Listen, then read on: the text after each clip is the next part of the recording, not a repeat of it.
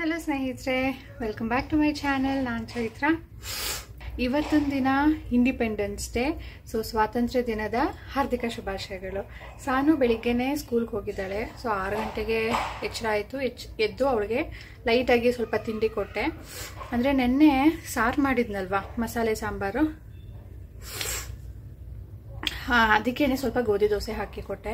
ಅಂದರೆ ಅಲ್ಲಿ ನಾನು ಅಂದ್ಕೊಂಡೆ ಬರೀ ಹಾಲು ಬ್ರೆಡ್ ಕೊಡೋಣ ಅಂತ. ಆಮೇಲೆ ರಾಜೇಶ್ ಇಲ್ಲ, ಅಲ್ಲಿ ಮಾರ್ಚ್ ಫಾಸ್ಟ್ ಮಾಡ್ತಾರೆ, ಬಿಸಿಲಿರುತ್ತೆ, ಸುಸ್ತಾಗ್ಬಿಡ್ತಾರೆ ಹೊಟ್ಟೆ ಹಸಿದ್ರೆ, ಅದಕ್ಕೆ ನೀನು ಸರಿಯಾಗಿ ಪ್ರಾಪರ್ ತಿಂಡಿನೇ ಕೊಡು ಅಂತ.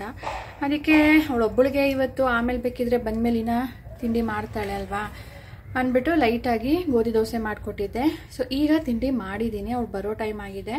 11 ಗಂಟೆಗೇನೆ ಅಂತ ಹೇಳಿದರು, 8 to 11 ಅಂತ. ಬಟ್ 11:15 ಏನೋ ಆಗಿದೆ, ಆದರೆ ಇನ್ನೂ ಬಂದಿಲ್ಲ. ಲೇಟ್ ಆಗಿದೆ, ಯಾಕೋ ಗೊತ್ತಿಲ್ಲ. ಬಂದಮೇಲೆ ಕೇಳೋಣ.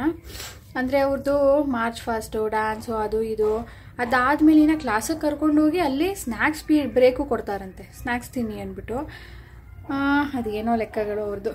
ಆಮೇಲೆ ಏನೋ ಬರ್ತಾಳೆ, ಇನ್ನು ಸ್ವಲ್ಪ ಹೊತ್ತಿಗೆ ಬರ್ತಾಳೆ ಅಂದ್ಕೊಂಡಿದ್ದೀನಿ. ಇವತ್ತು ರಾಜೇಶಿಗೆ ರಜಾ ಇರೋದ್ರಿಂದ ಅವ್ರು ಹೋಗಿದ್ದಾರೆ ಕರ್ಕೊಂಡು ಬರೋದಕ್ಕೆ, ಇಲ್ಲಾಂದರೆ ನಾನು ಹೋಗಬೇಕಿತ್ತು. ಇವತ್ತು ತುಂಬ ಕೆಲಸಗಳಿದೆ. ನಾಳೆನೇ ಹಬ್ಬ. ನಾಳೆಗೆ ಇವತ್ತೇ ಎಲ್ಲಾನು ಮುಕ್ಕಾಲು ಭಾಗ ಇವತ್ತೇ ಮಾಡಿಡಬೇಕು. ನಾಳೆ ಏನಿದ್ರು ಬರೀ ಕಾಲು ಭಾಗ ಅಷ್ಟೇ. ಸೊ ಬನ್ನಿ ಸ್ಟಾರ್ಟ್ ಮಾಡೋಣ. ಈಗ ಅವ್ಳು ಬಂದ ತಕ್ಷಣವೇ ತಿಂಡಿ ಮಾಡೋಣ. ತಿಂಡಿ ಮಾಡಾದ್ಮೇಲೆ ಇವತ್ತಿನ ಕೆಲಸಗಳನ್ನ ಶುರು ಮಾಡೋಣ.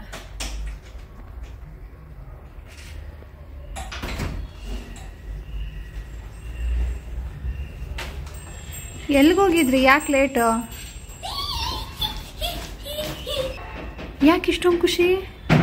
ಚಾಲೆಂಜರ್ ಮಾರ್ಚ್ ಫಾಸ್ಟ್ ವಿನ್ ಆದ್ರು. ಆಮೇಲೆ ಇನ್ನೊಂದು ಡ್ಯಾನ್ಸ್ ಆದ್ರು. ಅವರ ಗ್ರೂಪ್ ಅವರು ಎಲ್ಲರೂ ಫಸ್ಟ್ ಬಂದ್ಬಿಟ್ಟಿದ್ದಾರೆ.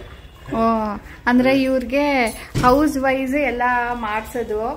ಕ್ಲಾಸಲ್ಲಿ CCA ಮಾಡಿಸ್ಲಿ, ಮಾರ್ಚ್ ಫಾಸ್ಟ್ ಮಾಡಿಸ್ಲಿ, ಡ್ಯಾನ್ಸ್ ಮಾಡಿಸ್ಲಿ, ಎಲ್ಲಾನು ಗ್ರೂಪ್ ವೈಸ್. ಸೊ ಒಬ್ರು ವಿನ್ ಆದ್ರೆ ಆ ಗ್ರೂಪೇ ವಿನ್ನು ಅಂತ ಲೆಕ್ಕ. ಸೊ ಇವ್ರದ್ದು ಚಾಲೆಂಜಸ್ ಗ್ರೂಪ್ ವಿನ್ ಆಗ್ಬಿಟ್ಟಂತೆ. ನಾನೆಲ್ಲೋ ಸಾನುಗೆ ಇವತ್ತು ಸ್ವೀಟ್ ಕೊಟ್ಟಿಲ್ಲ, ಸ್ಯಾಂಡ್ವಿಚ್ ಕೊಟ್ಬಿಟ್ಟಿದ್ದಾರೆ ಒಂದು ಬಾಕ್ಸ್ ಅನ್ಕೊಂಡೆ.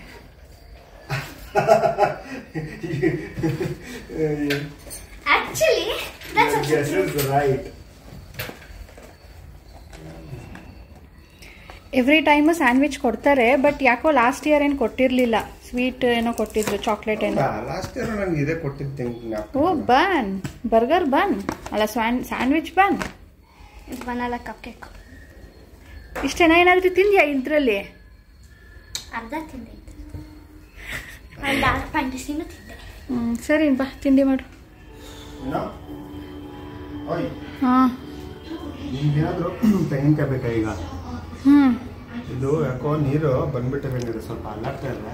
ಉಳ್ಕೊಬ್ರು ಬಿಟ್ಟರೆ ಹಾಳಾಗುತ್ತೆ. ಆಯಿತು, ಅದರಲ್ಲೇನೆ ಇದು ಮಾಡ್ತೀನಿ ಬಿಡಿ. ಇವತ್ತು ಹೂರ್ಣ ಮಾಡಿಡಬೇಕು. ಸೊ ರಾಜೇಶ್ಗೆ ಕೊಟ್ಟಿರೋ ಅಂಥ ಟಾಸ್ಕ್ ಇದು. ತಂದಿರೋ ಅಂಥ ಎಲ್ಲ ತೆಂಗಿನಕಾಯಿನ ಕ್ಲೀನ್ ಮಾಡಿ ಜುಟ್ಟು ಮಾಡಿ ತೆಗೆದು ಇಡಿ ಅಂದ್ಬಿಟ್ಟು, ಇದಾದಮೇಲೆ ಈ ಜಾಗನ ಕ್ಲೀನ್ ಮಾಡಬೇಕು. ಅದಕ್ಕೆ ಮೊದಲು ಕೊಟ್ಟಿರೋ ಅಂಥ ಕೆಲಸ ಇದು.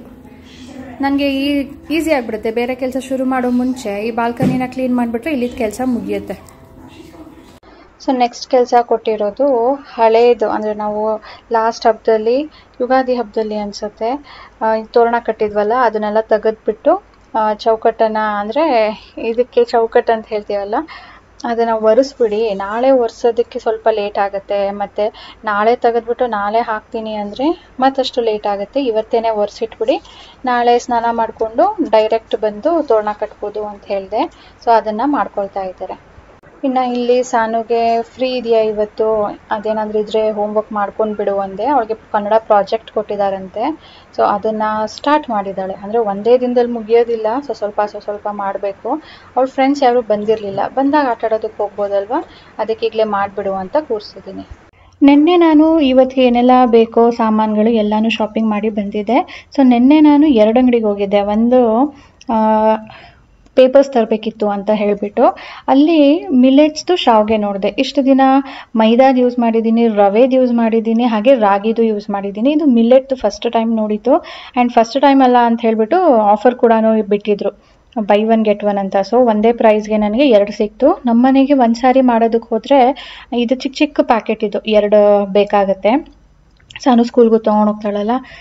ಆ್ಯಂಡ್ ನೆಕ್ಸ್ಟು ರಾಜೇಶ್ಗೆ ಕಂಡೀಷ್ನರ್ ಇರಲೇಬೇಕು. ಆ್ಯಂಡ್ ನನಗೆ ಅಲ್ಲಿ ಬಿಸ್ಕೆಟ್ ನೋಡ್ಬಿಟ್ಟು ತುಂಬ ಇಷ್ಟ ಆಯಿತು. ಸಾಲ್ಟ್ ಬಿಸ್ಕೆಟು ರಾಜೇಶು ತಿನ್ಬೋದು ಅಂತ ತಂದಿದ್ದೀನಿ. ನೋಡಿದ್ರೆ ಮನೆಗೆ ಬಂದಮೇಲೆ ಇದರಲ್ಲಿ ಶುಗರ್ ಕೂಡ ಇದೆಯಂತೆ. ಸೊ ರಾಜೇಶ್ ತಿನ್ನಲ್ಲ. ನೆಕ್ಸ್ಟ್ ಒಂದು ಸುವಾಸನೆ ಭರಿತವಾದ ಗಂಧದ ಕಡ್ಡಿ ತೋರಿಸಿ ಅಂದಿದ್ದಕ್ಕೆ ಇವರು ಇದು ಕೊಟ್ಟಿದ್ದಾರೆ. ಇದು ಫಸ್ಟ್ ಟೈಮ್ ನಾನು ಯೂಸ್ ಮಾಡ್ತಾ ಇರೋದು. ಯಾವುದಾದ್ರೂ ಚೆನ್ನಾಗಿರೋದು, ತುಂಬ ಚೆನ್ನಾಗಿ ಸ್ಮೆಲ್ ಬರೋದು, ಮನೆಯೆಲ್ಲ ಸ್ಮೆಲ್ಲಿಲ್ಲ ಘಮ ಘಮ ಅನ್ಬೇಕು, ಆ ಥರದ್ದು ಯಾವುದಾದ್ರೂ ನೀವು ಯೂಸ್ ಮಾಡಿದರೆ, ನಿಮಗೆ ಎಕ್ಸ್ಪೀರಿಯನ್ಸ್ ಆಗಿದ್ದರೆ ಪ್ಲೀಸ್ ನನಗೆ ಕಮೆಂಟ್ ಮಾಡಿ ಹೇಳಿ. ಒಂದ್ಸರಿ ನಾನು ಕೂಡ ಟ್ರೈ ಮಾಡ್ತೀನಿ. ಸೊ ಇದು ಫಸ್ಟ್ ಟೈಮ್ ತಂದಿರೋದು, ನೋಡೋಣ ಹೇಗಿರುತ್ತೆ ಅಂತ ಹೇಳಿಬಿಟ್ಟು. ಹಾಗೆ ಸ್ವಲ್ಪ ಮಂಡಕ್ಕಿನೂ ತೊಗೊಂಡು ಬಂದಿದ್ದೀನಿ, ಒಗ್ಗರಣೆ ಕೊಡೋಣ ಸಂಜೆ ಹೊತ್ತು ತಿನ್ನೋದಕ್ಕೆ, ಹೆಲ್ತಿ ಸ್ನ್ಯಾಕ್ ಅಂತ ಹೇಳಿಬಿಟ್ಟು. ಇನ್ನು ನಾಳೆ ಹಬ್ಬಕ್ಕೆ ಸ್ವಲ್ಪ ಡ್ರೈ ನಟ್ಸ್ಗಳು ಬೇಕಿತ್ತು. ಯಾಕಂದರೆ ಅದನ್ನು ಕೂಡ ನಾವು ದೇವರಿಗೆ ನೈವೇದ್ಯ ಮಾಡಬೇಕು. ಒಂಥರ ಏನಂದರೆ ಮೊಡ್ಲಕ್ಕಿ ತುಂಬ್ತೀವಲ್ವ, ಆಗ ಇದನ್ನೆಲ್ಲ ಯೂಸ್ ಮಾಡಬೇಕು. ಆ್ಯಂಡ್ ಇದು ಸತ್ತು ಪೌಡರ್ ಅಂತ ಹೇಳಿ, ಇದು ಪ್ರೋಟೀನ್ ರಿಚ್ ಅಂತೆ. ರಾಜೇಶ್ ಇದನ್ನು ತೊಗೊಂಡು ಬಾ ಅಂತ ಹೇಳಿದರು, ಸಿಕ್ತು ಇವತ್ತು, ಹಾಗೆ ತೊಗೊಂಡು ಬಂದೆ. ಆ್ಯಂಡ್ ನಾಳೆ ದೀಪ ಹಚ್ಚೋದಕ್ಕೆ, ಸ್ವೀಟ್ ಮಾಡೋದಕ್ಕೆ ಎಲ್ಲ ತುಪ್ಪ ಕೂಡ ತಂದಿದ್ದೀನಿ. ಹಾಗೆ ಬೇರೆದೆಲ್ಲನೂ ಹಣ್ಣು ತರಕಾರಿಗಳು ನಾನು ಏನೇನು ಲೀಸ್ಟ್ ಮಾಡಿದ್ನೋ ಅದಕ್ಕೆ ತಕ್ಕಂತೆ. ಇನ್ನು ತೆಂಗಿನಕಾಯಿ ನಾನು ತರಿಸಿರ್ಲಿಲ್ಲ, ರಾಜೇಶ್ ಬಂದಮೇಲೆ ನಾನು ತೊಗೊಂಡು ಬರ್ತೀನಿ ಅಂತ ಹೇಳಿದರು. ಹಾಗಾಗಿ ಅದು ಬಿಟ್ಟು ಬಾಕಿದೆಲ್ಲ ಕೂಡ ತಂದುಬಿಟ್ಟಿದ್ದೀನಿ.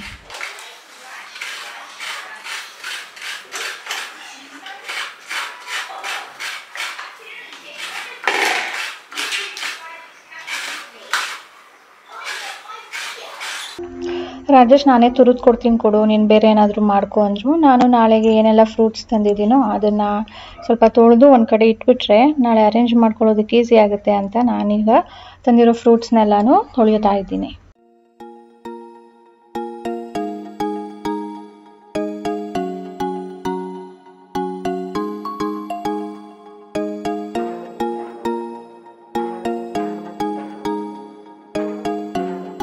ಸೊ ಈಗ ನಾನು ಹೂರಣ ಮಾಡೋದಕ್ಕೆ ರೆಡಿ ಮಾಡ್ಕೊಳ್ತಾ ಇದ್ದೀನಿ.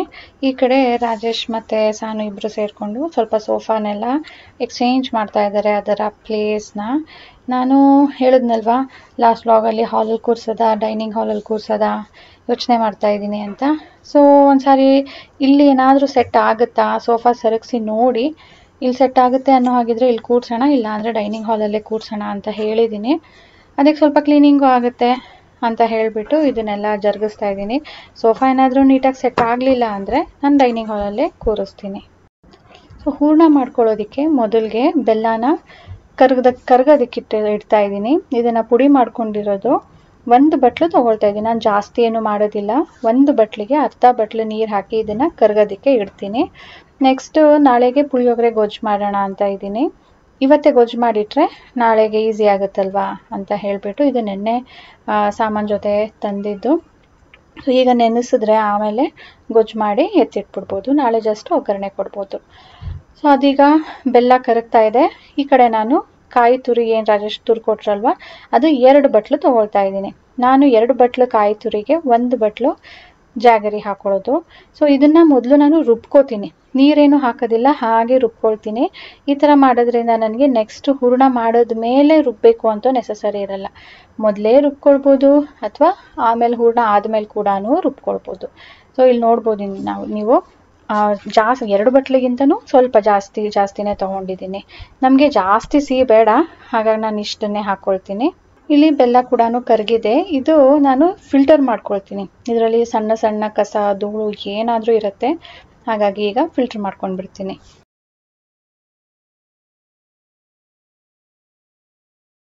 ನಾನಿವತ್ತು ಯೂಸ್ ಮಾಡಿರೋವಂಥ ಪ್ಯಾನ್ ಟ್ರೈಪ್ಲೇದು, ತುಂಬ ಬೇಗ ತಳ ಹಿಡಿಯೋದಿಲ್ಲ, ತುಂಬ ಮಂದಕ್ಕಿರತ್ತೆ. ಅದಕ್ಕೆ ನಾನು ಇದನ್ನು ಪ್ರಿಫರ್ ಮಾಡ್ತೀನಿ. ಸ್ಟೀಲ್ ಆದರೂ ಕೂಡ ತಳ ಬೇಗ ಹಿಡಿಯೋದಿಲ್ಲ. ಅದರ ಜೊತೆ ಸಿಲಿಕಾನ್ ಸ್ಪ್ಯಾಚುಲ. ಯಾಕೆ ಅಂದರೆ ಸ್ಟೀಲ್ದಾದರೆ ಕರ ಕರ ಅಂತ ಸೌಂಡ್ ಬರುತ್ತೆ, ಸ್ಕ್ರ್ಯಾಚ್ ಆಗುತ್ತೆ, ಹಾಗೆ ಅಷ್ಟು ನೀಟಾಗಿ ಬರೋದಿಲ್ಲ. ಇದು ನೋಡಿ ಎಷ್ಟು ನೀಟಾಗಿ ನಾವು ಸ್ಕ್ರೇಪ್ ಮಾಡ್ಕೊಳ್ಬೋದು ಅಂಥೇಳಿ. ಇದು ಸಿಲಿಕಾನ್ ಸ್ಪ್ಯಾಚುಲ, ತುಂಬ ದಿನ ಬಾಳಿಕೆನೂ ಬರುತ್ತೆ. ಇದರ 2ರ ಲಿಂಕು ಡಿಸ್ಕ್ರಿಪ್ಷನಲ್ಲಿ ಇರುತ್ತೆ, ಇಂಟ್ರೆಸ್ಟ್ ಇರೋರು ಚೆಕ್ ಮಾಡಿ. ಈಗ ಇದೆರಡು ಮಿಕ್ಸ್ ಮಾಡಿಬಿಟ್ಟು ಹಾಗೆ ಸಣ್ಣ ಉರಿ ಮಾಡಿ ಬಿಡ್ತೀನಿ. ಇದು ಸ್ವಲ್ಪ ಗಟ್ಟಿ ಆಗುತ್ತೆ ಆಗ. ಈಗ ನೋಡಿ ಬೆಲ್ಲದ ಜೊತೆ ಚೆನ್ನಾಗಿ ಕುಕ್ ಆಗಿದೆ. ಇದು ನಿಮಗೆ ಮೇಲ್ಗಡೆ ಸ್ವಲ್ಪ ಡ್ರೈ ಕಾಣ್ತಿರ್ಬೇಕಲ್ವಾ, ಕೆಳಗಡೆ ಮಾತ್ರನೇ ಸ್ವಲ್ಪ ವೆಟ್ಟಿದೆ. ಇದು ಆಗಿದೆ. ನಾನು ಸುಮಾರು ಹೊತ್ತಾಯಿತು ಆಫ್ ಮಾಡೋ ಮುಂಚೆ ಸ್ವಲ್ಪ ವೆಟ್ಟಿತ್ತು, ಈಗ ಫುಲ್ ಡ್ರೈ ಆಗಿದೆ ನೋಡಿ. ಈ ಥರ ಇದ್ರೆ ಸಾಕು. ಇದಕ್ಕೆ ಸ್ವಲ್ಪ ಏಲಕ್ಕಿ ಪುಡಿ ಮತ್ತು ಸೋಂಪನ್ನು ಪುಡಿ ಮಾಡಿ ಹಾಕ್ಕೊಂಡಿದ್ದೀನಿ. ಇದು ತುಂಬ ಗಟ್ಟಿಯಾಗ್ಬಿಟ್ರೆ ಸ್ನೇಹಿತರೆ ತಟ್ಟೋದಕ್ಕಾಗೋದಿಲ್ಲ, ಗಂಟಾಗ್ಬಿಡುತ್ತೆ. ಸೊ ಸ್ವಲ್ಪ ಒದ್ದೆನೇ ಇರಬೇಕು. ಸೋಫಾ ಎಲ್ಲ ಈಗ ಇಂಟರ್ಚೇಂಜ್ ಮಾಡಿದರೆ ನಾನು ಹೋಗಿ ನೋಡ್ಬೇಕೀಗ ಅಲ್ಲಿ ಏನಾಗುತ್ತಾ ಇಲ್ವಾ ಅಂತೇಳಿ. ನಂದು ಕೆಲಸನೂ ಮುಗೀತು, ಪೂರ್ಣ ರೆಡಿ ಆಯಿತು. ಅಲ್ಲಿ ಹಾಲಲ್ಲಿ ಕ್ಲೀನಿಂಗ್ ಚೇಂಜಿಂಗ್ ಎಲ್ಲ ಆಯಿತು. ನೆಕ್ಸ್ಟ್ ಫ್ರೂಟು ಆಯಿತು. ದೇವ್ರ ಪಾತ್ರೆ ಬೆಳಗಬೇಕು, ಇಲ್ಲಿದು ಬೆಳ್ಳಿದು ಎಲ್ಲನೂ. ಅದಾದಮೇಲೆ ನೀನು ಬಟ್ಟಲಿದೆ ಹೂವು ದಿಂಡು ಕಟ್ಟಬೇಕು. ನಾಳೆ ಅಡುಗೆದು ಏನಾದರೂ ಒಂಚೂರು ರೆಡಿ ಮಾಡಬೇಕು. ಸೊ ಈಗ ಕೂತ್ಕೊಳ್ಳೋಣ, ಸ್ವಲ್ಪ ಕೂತ್ಕೊಂಡು ಹೂವು ದಿಂಡು ಕಟ್ಟೋಣ.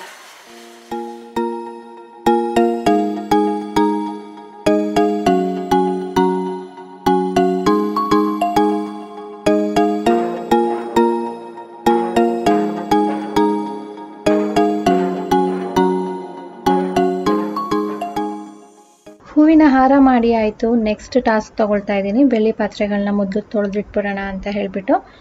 ನಾನು ಇದು ಹಬ್ಬಕ್ಕೆ ಮಾತ್ರನೇ ಯೂಸ್ ಮಾಡೋದು. ಸೊ ಹಬ್ಬದಲ್ಲಿ ಯೂಸ್ ಮಾಡಿಬಿಟ್ಟು ನಾನು ಎತ್ತಿಡಬೇಕಾದ್ರೆ ಕೂಡ ಇದನ್ನು ಕ್ಲೀನಾಗಿ ತೊಳೆದು ಒರೆಸಿ ಎತ್ತಿಟ್ಟಿರ್ತೀನಿ. ಯಾಕಂದರೆ ಹಾಗೆ ಇಟ್ಬಿಟ್ರೆ ಗ್ರೀನ್ ಕಲೆಗಳಾಗ್ಬಿಡುತ್ತೆ, ಅದು ತೆಗೆಯೋದು ಕಷ್ಟ ಆಗುತ್ತೆ ಅಂತ ಹೇಳಿಬಿಟ್ಟು ಈಗ ಸುಮ್ಮನೆ ಶಾಸ್ತ್ರಕ್ಕೆ ತೊಳಿಬೇಕಷ್ಟೇ. ಪೂಜೆಗೆ ಯೂಸ್ ಮಾಡೋ ಮುಂಚೆ ಒಂದು ಸಾರಿ ತೊಳೆದಿರೋ ಅಂಥ ನೀಟಿರೋ ಅಂಥ ಪಾತ್ರೆಗಳನ್ನ ಯೂಸ್ ಮಾಡಬೇಕು ಅಂಥೇಳಿ. ಇದಕ್ಕೆ ನಾನು ಬೇರೆ ಯಾವುದೇ ಕೆಮಿಕಲ್ ಆಗಲಿ ಲಿಕ್ವಿಡ್ ಆಗಲಿ ಪೌಡರ್ ಆಗಲಿ ಯೂಸ್ ಮಾಡೋದಿಲ್ಲ. ಸಿಂಪಲ್ ಕೋಲ್ಗೇಟ್ ನಾವು ಪೇಸ್ಟ್ ಏನು ಯೂಸ್ ಮಾಡ್ತೀವೋ ಹಲ್ಲುಜ್ಜೋದಕ್ಕೆ ಅದರಲ್ಲಿ ತೊಳಿತಾ ಇದ್ದೀನಿ. ನೋಡ್ಬೋದು ಎಲ್ಲನೂ ನೀಟ್ ಆ್ಯಂಡ್ ಕ್ಲೀನಾಗೇ ಇದೆ. ಲಿಕ್ವಿಡ್ಗಳು ಬರುತ್ತೆ, ಅದನ್ನು ತುಂಬ ಈಸಿಯಾಗಿ ಯೂಸ್ ಮಾಡ್ಬೋದು ಅಂತ ನಿಮ್ಮಲ್ಲೂ ತುಂಬ ಹೇಳ್ತೀರಾ. ಬಟ್ ಅದು ಏನಾದರೂ ಒಂದು ಸೈಡ್ ಎಫೆಕ್ಟ್ ಇರುತ್ತೆ, ಅಥವಾ ಲಾಂಗ್ ರನ್ನಲ್ಲಿ ಏನಾದರೂ ಸೈಡ್ ಎಫೆಕ್ಟ್ ಆಗುತ್ತೆ ಪಾತ್ರೆಗಳಿಗೆ. ಬೇಡ, ಸಿಂಪಲ್ ರೆಮಿಡಿ ಇದೆ ಅಲ್ವಾ, ಸೊ ಅದರಲ್ಲೇ ನಾನು ಯೂಸ್ ಮಾಡ್ಕೊಳ್ತೀನಿ. ಹೇಳಿದ್ನಲ್ಲ, ತುಂಬ ಕಲೆಗಳು ಅಂತ ಏನಿಲ್ಲ, ಉಜ್ಜಿ ತೆಗಿಬೇಕು ಅಂತ. ಸುಮ್ಮನೆ ಸ್ವಲ್ಪ ಶಾಸ್ತ್ರಕ್ಕೆ ತೊಳಿತಾ ಇದ್ದೀನಿ ಅಷ್ಟೆ. ಬೆಳ್ಳಿ ಪಾತ್ರೆ ಎಲ್ಲ ಬೆಳಗ್ಗೆ ಆದ ತಕ್ಷಣವೇ ನಾನು ನಮ್ಮ ದೇವ್ರ ಮನೆಯಲ್ಲಿ ಯೂಸ್ ಮಾಡುವಂಥ ಹಿತ್ತಾಳೆ ತಾಮ್ರದ್ದು ಕ್ಲೀನ್ ಮಾಡಬೇಕಿತ್ತು. ಆದರೆ ರಾಜೇಶ್ ನಾನು ಈಗ ಫ್ರೀ ಇದ್ದೀನಿ ಕೊಡು ನಾನು ಮಾಡಿಕೊಡ್ತೀನಿ ಅಂದರು. ಸೊ ಅದನ್ನು ಅವ್ರು ಬೆಳಗ್ತಾ ಇದ್ದಾರೆ. ನಾನು ಈಗ ಹಾಲಲ್ಲಿ ಎಲ್ಲಿ ಕೂರಿಸ್ಬೇಕು ಅಂತಿದ್ದೀನೋ ಆ ಜಾಗನ ಕ್ಲೀನ್ ಮಾಡಿಕೊಂಡು ಗುಡಿಸ್ಬಿಟ್ಟು ಒರೆಸ್ಬಿಟ್ಟು ಈಗ ಇಲ್ಲಿ ರೆಡಿ ಮಾಡ್ಕೊಳ್ಳೋಣ ಅಂತ ಇದ್ದೀನಿ.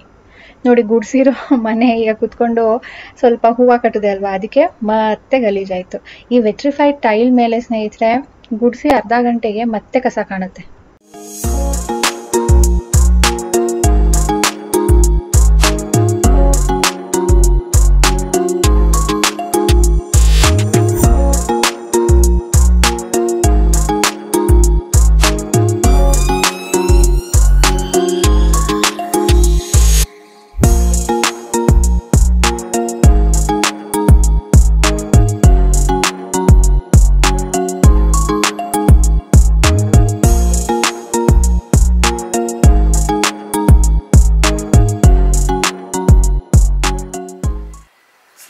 ಈಗ ಸ್ವಲ್ಪ ಮಾರ್ಕೆಟ್ ಹತ್ರ ಹೋಗೋಣ ಅಂತ. ಎಲ್ಲನೂ ನೆನ್ನೆನೇ ತಂದಿದ್ದೆ, ಆದರೆ ಬಾಳೆಕಂದು ತಂದಿರಲಿಲ್ಲ. ನೆನ್ನೆ ಅಂದರೆ ಸ್ಟ್ರೀಟ್ ಸೈಡ್ ಇಡ್ತಾರಲ್ವ, ಅದನ್ನು ಇಟ್ಟಿರಲಿಲ್ಲ. ಅಂಗಡಿಗಳಲ್ಲಿ ಇತ್ತು, ಅಂದರೆ ಸೂಪರ್ ಮಾರ್ಕೆಟ್ಸ್ಗಳಲ್ಲಿ ತಂದಿಟ್ಟಿರ್ತಾರೆ. ಬಟ್ ಅದು ಬಿಸಿಲಿಗೆ ಅನಿಸುತ್ತೆ, ಆಲ್ರೆಡಿ ಒಣಗ್ದಂಗೆ ಆಗ್ಬಿಟ್ಟಿತ್ತು. ಮತ್ತು ಇವತ್ತು ತಂದು ಯಾಕೆ ಒಣಗಿಸ್ಬೇಕು ಅಂಥೇಳಿ ತಂದಿಲ್ಲ. ಸೊ ಬಾಳೆಕಂದು, ಮಾವಿನೆಲೆ ಮತ್ತು ಬಾಳೆಗೆಲೆ ಮತ್ತಿನ್ನೇನು, ನಾನು ಲೋಟಸ್ ಮರ್ತುಬಿಟ್ಟಿದ್ದೀನಿ. ರಾಜೇಶ್ ನೆನಪು ಮಾಡ್ತಾ ಇದ್ದಾರೆ, ಮರ್ತೇ ಬಿಟ್ಟಿದೆಯಲ್ಲೋ ಅಂದ್ಬಿಟ್ಟು. ಸೊ ಅದನ್ನು ಈಗ ಹುಡುಕಿ ತರಬೇಕು. ನಿನ್ನೆ ಹೋದಾಗ ಸೂಪರ್ ಮಾರ್ಕೆಟ್ಗೆ ಅಲ್ಲಿ ಇರಲಿಲ್ಲ, ಇದ್ದಿದ್ರೆ ತೊಗೊಂಡ್ಬಿಡ್ತಿದ್ದೆ. ಅಲ್ಲಿ ಇರಲಿಲ್ಲ, ನೆನಪೇ ಆಗಲಿಲ್ಲ ನನಗೆ. ನೋಡಿ, ಲೀಸ್ಟಲ್ಲಿ ಅದೇ ಮರ್ತುಬಿಟ್ಟಿದ್ದೀನಿ. ಓಕೆ, ಬರೀ ಈಗ ಬೇಗ ಹೋಗಿ ಬರೋಣ. ಇನ್ನು ಸೀರೆ ಫುಲ್ ಉಡ್ಸಾಗಿಲ್ಲ, ಅರ್ಧ ಆಗಿದೆ. ಕತ್ಲೆ ಆಗಿಬಿಡುತ್ತೆ. ಕತ್ಲೆ ಆಗಿಬಿಟ್ರೆ ಆಮೇಲೆ ಹೇಗಿದೆ ಸೊಪ್ಪು ಗೆಲೆಗಳು ಅಂತ ಗೊತ್ತಾಗೋದಿಲ್ಲ. ಅದಕ್ಕೆ ಈಗಲೇ ಹೊರಟಿದ್ದೀನಿ.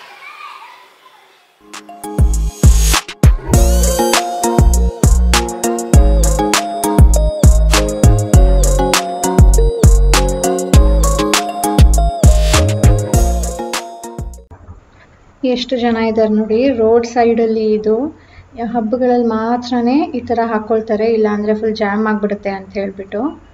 ಜನ ಅಲ್ಲಲ್ಲೇ ನಿಂತಿರ್ತಾರಲ್ವ. ರೋಡು ತುಂಬ ಬ್ರಾಡ್ ಅಂತ ಏನೂ ಇಲ್ಲ, ಅದಕ್ಕೆ ಒಂಥರ ಚಿಕ್ಕದು ಕಂಜೆಸ್ಟಬಲ್ ಅಂತ ಅನ್ನಿಸ್ಬಿಡುತ್ತೆ. ಮಾವಿನ ಎಲೆ ಎಲ್ಲ ಕಡೆ ಖಾಲಿ ಆಗಿಬಿಟ್ಟು ಒಂದೇ ಒಂದು ಕಡೆ ಇತ್ತು. ಸೊ ಅದೂ ಎಷ್ಟು ಕಾಸ್ಟ್ಲಿ ಆಗಿಬಿಟ್ಟಿದೆ ಅಂದರೆ ಒಬ್ಬರ ಹತ್ರನೇ ಇರುತ್ತಲ್ವಾ, ಸೊ ಜಾಸ್ತಿನೇ ಹೇಳ್ತಾರೆ ಅವರು. ಇನ್ನೇನು ನಮಗೂ ಆಪ್ಷನ್ ಇರಲಿಲ್ಲ, ಇವ್ರ ಕಡೆನೇ ತೊಗೊಂಡೆ. ಮತ್ತು ಏನಪ್ಪ ಅಂದರೆ ಇನ್ನೂ ಒಂದು ಮಾರ್ಕೆಟ್ಗೆ ಹೋಗಬೇಕು ಅಂದರೆ ನಮ್ಮ ಏರಿಯಲ್ಲಿ ಮಾರ್ಕೆಟ್ ಇಲ್ಲ ಅಲ್ವಾ, ಮಾರ್ಕೆಟ್ಗೆ ಹೋಗಬೇಕು ಎಲ್ಲ ಸಾಮಾನಿಗೂ ಆ ಥರ ಅಂತ ಏನೂ ಇಲ್ಲ. ನಮ್ಮ ಕನ್ವೀನಿಯೆಂಟ್ಗೆ ಸ್ವಲ್ಪ ನಮ್ಮ ಮನೆ ಹತ್ರನೇ ಸಿಗತ್ತೆ. ಒಂದೊಂದು ಕಡೆ ಅಂತೂ ತುಂಬಾ ದೂರ ಹೋಗಬೇಕಾಗತ್ತೆ, ಸಿಗೋದೇ ಇಲ್ಲ, ಎಷ್ಟು ಕಷ್ಟ ಆಗುತ್ತೆ ಅವಾಗ. ಸೊ ನಮಗೆ ಸ್ವಲ್ಪ ಹತ್ರನೇ ಸಿಗತ್ತೆ, ದುಡ್ಡು ಜಾಸ್ತಿ ಆದರೂ ಪರವಾಗಿಲ್ಲ ತೊಗೊಳೋದು. ಹಾಗೆ ನಿನ್ನೆ ನನಗೆ ಸಬ್ಬಕ್ಕಿ ಸೊಪ್ಪು ಸಿಕ್ಕಿರಲಿಲ್ಲ, ಖಾಲಿ ಆಗಿಬಿಟ್ಟಿತ್ತು. ಇವತ್ತು ತೊಗೊಳ್ಳೋಣ ಅಂತ ಸೂಪರ್ ಮಾರ್ಕೆಟಿಗೆ ಬಂದೆ ಸ್ನೇಹಿತರೆ. ಹಬ್ಬ ಏನು ರಶ್ಶು ಅಂತೀರಾ, ಕ್ಯೂ ಅಂತೂ ನೆನ್ನೆನೇ ಪರವಾಗಿಲ್ಲ ಅನ್ಬೇಕು. ನಾನು ನೆನ್ನೆನೇ ಜಾಸ್ತಿ ಅಂದ್ಕೊಂಡೆ, ನೆನ್ನೆನೇ ಪರವಾಗಿಲ್ಲ. ಇವತ್ತು ಮೈ ಗಾಡ್ ತೊಗೊಂಡೇ ಇಲ್ಲ, ವಾಪಸ್ ಬಂದುಬಿಟ್ಟೆ. ಅಲ್ಲಿ ಯಾರು ನಿಂತ್ಕೊಳ್ಳೋರು ಅಂತ ಹೇಳ್ಬಿಟ್ಟು. ಎಲೆಗಳು ಹರಿದೋಗುತ್ತಲ್ವಾ. ಓಕೆ, ಎಷ್ಟು ರಶ್ ಇತ್ತು ನೋಡು. ಮಲ್ಲಿಗೆ ಹೂವು ಕಾಸ್ಟ್ಲಿ ಆಗಿಬಿಟ್ಟಿದೆ, ತರಿಸೇ ಇಲ್ಲ. ಎಷ್ಟು ಒಂದು ಕಡೆ 3-4 ಕಡೆ ಹೋಗಿ ಸಿಗಲಿಲ್ಲ. ಅವನು ಹೇಳ್ತಾ ಇದ್ನಲ್ಲ, ಒಂದು ಹಾರ 2,500 ಅಂತ ಮಲ್ಲಿಗೆ ಹಾರ. ನಡೀರಿ ಕೇರ್ಫುಲ್ಲಾಗಿ ಒಳಗಡೆ ನಡೀರಿ. ಹಳ್ಳು ಪನ್ ಹಳ್ಳು ಸೋಡೋಣ ಕೊಪ್ಪಟ. ಹಾಂ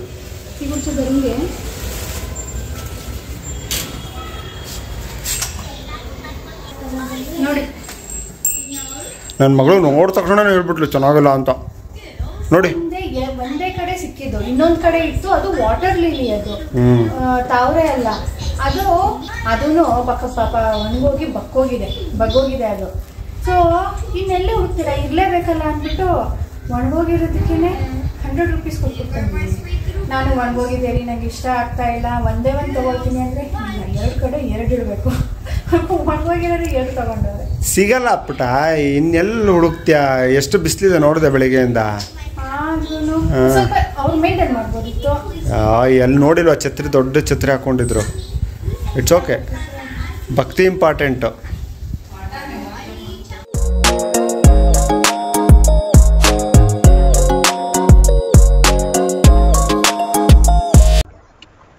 ಸೀರೆ ಉಡಿಸಿದ್ದೀನಿ ಸ್ನೇಹಿತರೆ. ಈಗ ಬ್ಲೌಸ್ ಪೀಸನ್ನು ಮರ್ತೇ ಬಿಟ್ಟಿದ್ದೆ. ನಾನು every time blouse piece cut ಮಾಡ್ತಿದ್ದೆ, ಈ ಸರಿ ಮಾಡಿರಲಿಲ್ಲ ನಾನು, ಅದಕ್ಕೆ ಮರ್ತೇ ಬಿಟ್ಟಿತ್ತು. ಲಾಸ್ಟಲ್ಲಿ ನೆನಪಾಯಿತು. ಸೊ ಇದನ್ನು ಈಗ ಬೇರೆ ಬ್ಲೌಸ್ ಪೀಸ್ನ ತೊಗೊಂಡು ಅದನ್ನು ರ್ಯಾಪ್ ಮಾಡೋದಕ್ಕೆ ರೆಡಿ ಮಾಡ್ಕೊಳ್ತಾ ಇದ್ದೀನಿ.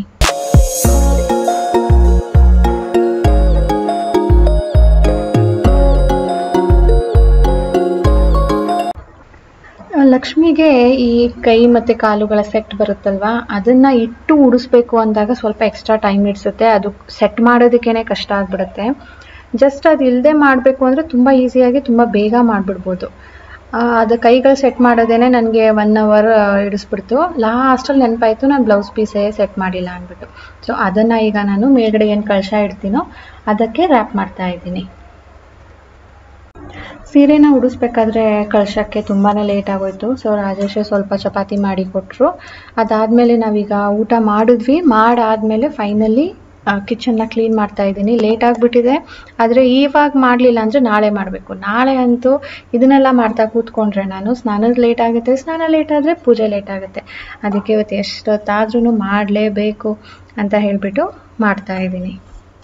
ಟೈಮ್ ನೋಡ್ಬೋದು 11:15 ಆಗಿದೆ. ಸಾನು ಟಿ ವಿ ನೋಡ್ತಾ ಅಲ್ಲೇ ಸೋಫಾ ಮೇಲೆ ಮಲಗಿಬಿಟ್ಟಿದ್ಲು. ನನ್ನ ಕೆಲಸ ಇವಾಗ ಮುಗೀತು ಅಂತ ನಾನು ಅಂದ್ಕೊಂಡೇ ಇಲ್ಲ, ಇನ್ನೂ ತುಂಬ ಇದೆ. ಬಟ್ ಸಾಕಪ್ಪ, ಈಗ ಇವತ್ತಿಗೆ ಸಾಕು ಅಂತ ಹೇಳಿಬಿಟ್ಟು ನಿಲ್ಲಿಸಿದ್ದೀನಿ, ಮಲಗೋದಕ್ಕೆ ಹೋಗ್ತಾ ಇದ್ದೀನಿ.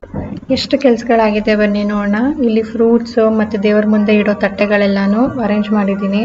ಜ್ಯುವೆಲ್ರೀಸ್ ಎಲ್ಲ ತೆಗೆದಿಟ್ಟಿದ್ದೀನಿ. ದೇವ್ರ ಮನೆಯಲ್ಲಿ ಎಲ್ಲ ಪಾತ್ರೆಗಳೆಲ್ಲ ತೆಗೆದು ಕ್ಲೀನ್ ಮಾಡಿದ್ದೀನಿ, ಬಟ್ ಒರೆಸಿಲ್ಲ, ನಾಳೆ ಒರೆಸೋಣ ಅಂಥೇಳಿ. ಕಿಚನ್ ಕ್ಲೀನ್ ಆಗಿದೆ.